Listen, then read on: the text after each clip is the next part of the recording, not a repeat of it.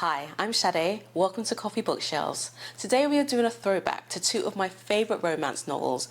These are novels that I've read repeatedly, that are my comfort reads. I take them when I do my multiple relocations across the Atlantic Ocean.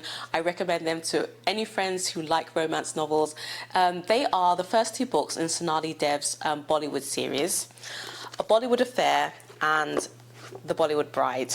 There's actually 4 books in the series, but I think that the last 2 are tonally quite different and they're more about grief and loss. Genre-wise, I think they're actually more sort of suspense thriller with romantic elements, but these first 2 are my absolute favourites. And if you have ever seen a Bollywood film, everything you are currently thinking right now is what they are.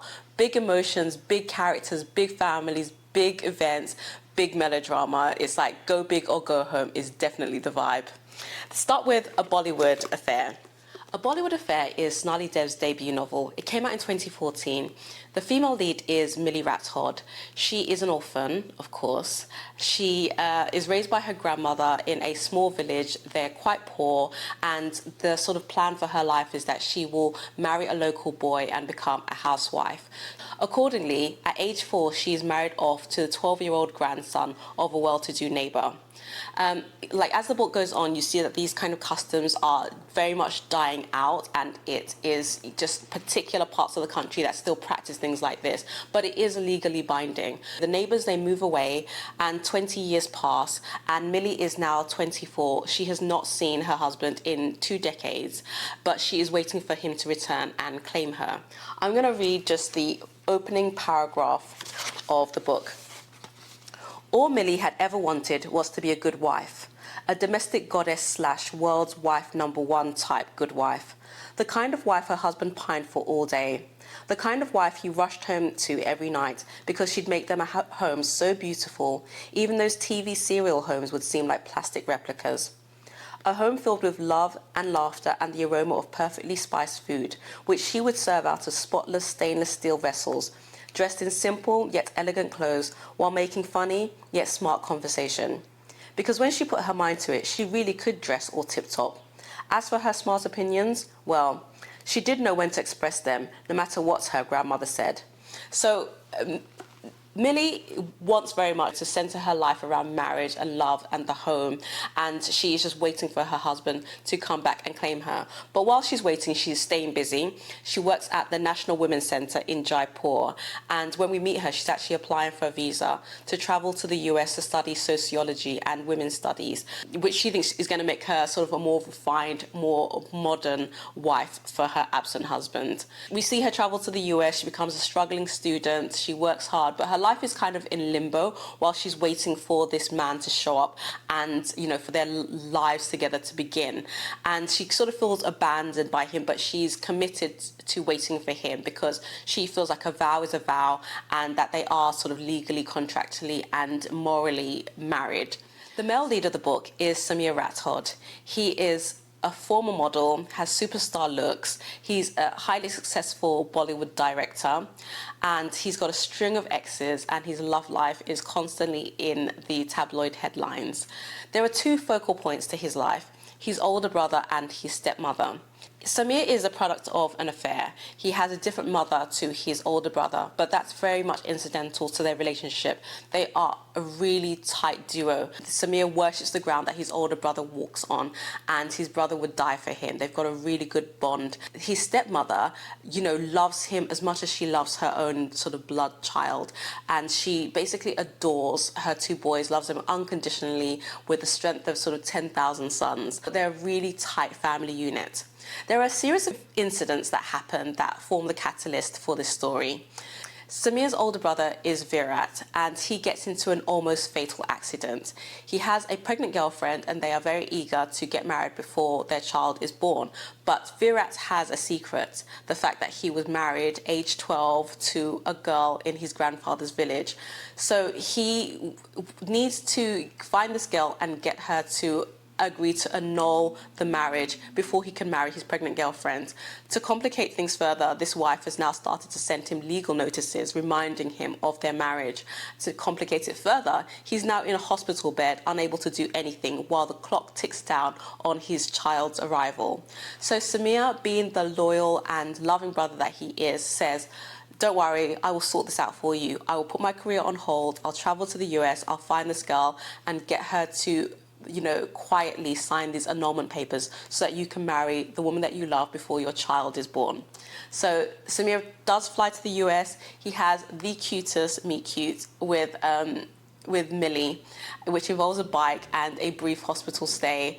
And he doesn't tell her who he is. He lies about his identity because, of course. He moves in next door to her because, of course, and sort of enmeshes himself in her life. He wants to figure out who she is in order to figure out a strategy for getting her to quietly sign these annulment papers. So they become, friends. Samir cooks for her while she studies. He drives her around town on her errands. He becomes her +1 for an elaborate Indian wedding that they attend. I like romance stories where men enhance the lives of women, and Samir definitely does this. I feel like in the real world, women do a lot of emotional labor in relationships. They do a lot of housekeeping. They bring in half the income. They do a lot of the childcare, and they just do a disproportionate amount of work. So I love stories where women's lives are made easier and more beautiful by the men that they are in a relationship with. And Sonali Dev is clearly of the same mind because she's really good at writing those kinds of stories. Millie's life is made better by having Samir around. Over time, she develops feelings for him, but she fights them because she is honest and upright, and she is married and committed to being a faithful wife to her husband, who she hasn't seen in 2 decades. Samir develops feelings for Millie, but he fights them because he is in the US on a mission to get her to sign these annulment papers, and also because he's lied about everything about his own identity, and how is he going to resolve all of that. So watching that tension between the two of them play out is delicious. And you know what? The word delicious, there's so much food in this book. Sonali Dev is really good at writing about food. I'm going to read another excerpt, which is from a wedding that they attend. "What's so funny?" Samir asked as she entered the kitchen and walked up to the island. It was covered from end to end with food. Fluffy white idili rice cakes, rolled up crepe dosa, round donut-shaped deep-fried vada, huge tureens filled with steaming samba lentils, red, white and green chutneys of coconut and mint and cilantro, stuffed naans and parathas, freshly churned butter, yogurt, cut fruit, and all sorts of cakes and donuts and cheeses. She had to be dead, or dying, or something, because really, this had to be heaven. He laughed next to her ear as she turned around. "You didn't even hear the question, did you?" He smiled as if she had done something truly amusing. "Shh, don't disturb me. I'm in heaven right now." She looked back at the food, closed her eyes and inhaled. Her mouth watered. The aromas danced in her head, danced in her soul. When she opened her eyes, he was holding out a plate and watching her. With all these aromas strumming her senses, she couldn't analyze his expression. She reached over and picked up one hot, perfectly crisp, stuffed paratha. She brought it to her nose and took a deep sniff before putting it on her plate. Then she added some seasoned yogurt, green chutney, and a shamelessly large serving of mango pickle. She broke off a piece of the paratha with her fingers, used it to scoop up some yogurt, dipped it in chutney, and then popped it in her mouth. The purest pleasure exploded in her mouth. She moaned and her eyes fluttered shut. She chewed and wanted to go on chewing for as long as she lived. Just as the paratha melted on her tongue, she picked up a piece of mango pickle and sucked on it. Oh dear God. Samir grabbed her elbow and led her away from the island, where for some reason a crowd was starting to gather. "God, Samir, have you tried these paneer parathas?" She broke off a piece, dunked it in some yogurt and chutney, and brought it to his lips. He swallowed before he opened his mouth and took the food from her fingers. His lips grazed her fingertips, and the sensation stunned her so much she forgot to remove her hand fast enough. But the smell of the food on her plate brought her back. "Incredible, isn't it?" she asked, and took another bite. He nodded and chewed and watched her wordlessly with suddenly shuttered eyes. "Did you know we have 10,000 taste buds in our mouth?" she said, trying to hold the flavors on her tongue as she chewed. He smiled. "Of course you would know that." She put another piece in her mouth, then another piece in his mouth. Wait, wait, she said as he started to chew. His wide, lush mouth froze mid-chew. She picked up a piece of pickle and pushed it between his lips.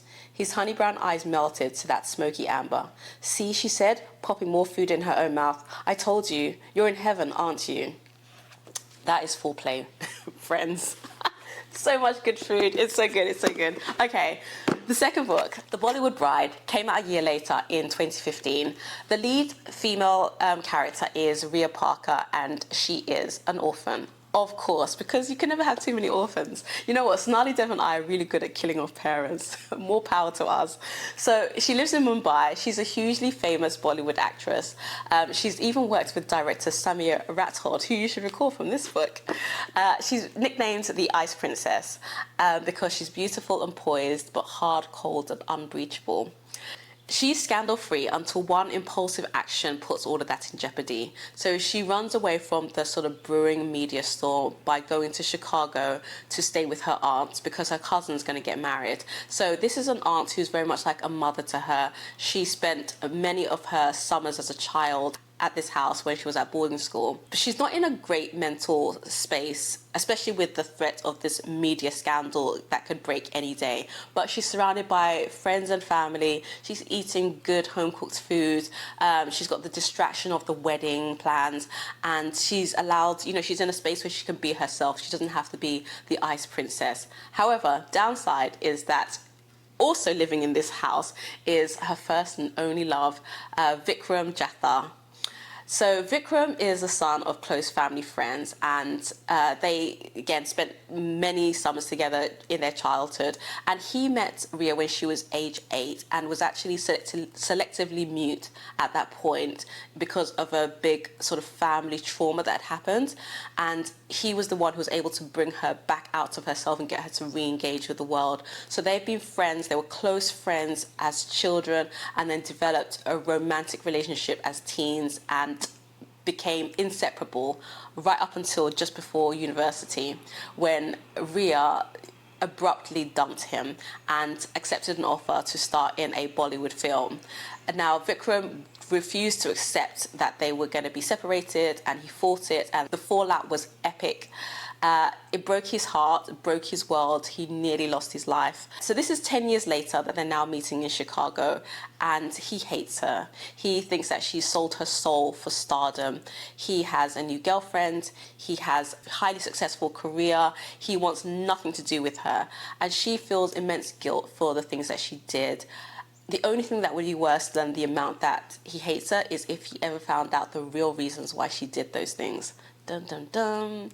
So it's taken Vikram, sort of years to rebuild his life, and he doesn't want anything to do with her. They're determined to ignore each other. However, whenever they interact, there is this sort of dormant connection that flares to life. There's this maelstrom of emotions that swirls around these two. There's sort of anger and resentment and betrayal and fear and guilt and passion, and it's incendiary. They are like a box of dynamite in a desert that's just waiting for the right spark to set the whole thing off. And when that explosion happens, it's going to be spectacular. Such a good book. Like Bollywood Affair, is centered around family dynamics, friendships, historical events that have to be reckoned with, a big family event, and also with this book, very much healing. Rhea, she's got this nickname as the Ice Princess because she has trouble communicating with the world, and people don't know it's because she really kind of gets stuck inside herself. When she's emotional, she's not able to share her thoughts and her feelings, and there's no way to get around that. And that's why Vikram is such a good foil for her, because he is so attuned to her and has been since the day that they met, that he's basically able to read her mind. He doesn't need her to tell him how she's feeling or what she's thinking, because he already knows. And he's able to play mediator between her and the world and help her to communicate with the world, which makes her life easier. Again, men making women's lives easier. So I love these books. If I had to describe the heat level, I'm usually sort of a closed door, sex scene kind of a person. Also, K-dramas and C-dramas have recalibrated me to, the brush of a hand and a heated look is high spice for me. So I would put these at about a 3 out of 5. I think they're quite spicy. You might disagree. I'm like, don't give them to your preteen, don't give them to your early teen. They're adult books, but they are excellent books, really good romance novels. Sonali Dev is such a fantastic writer. I've got another video about her Jane Austen adaptations, so everything she writes is brilliant. Pick up one of her books. A Bollywood Affair or The Bollywood Bride. Enter a world where beautiful men make women's lives better.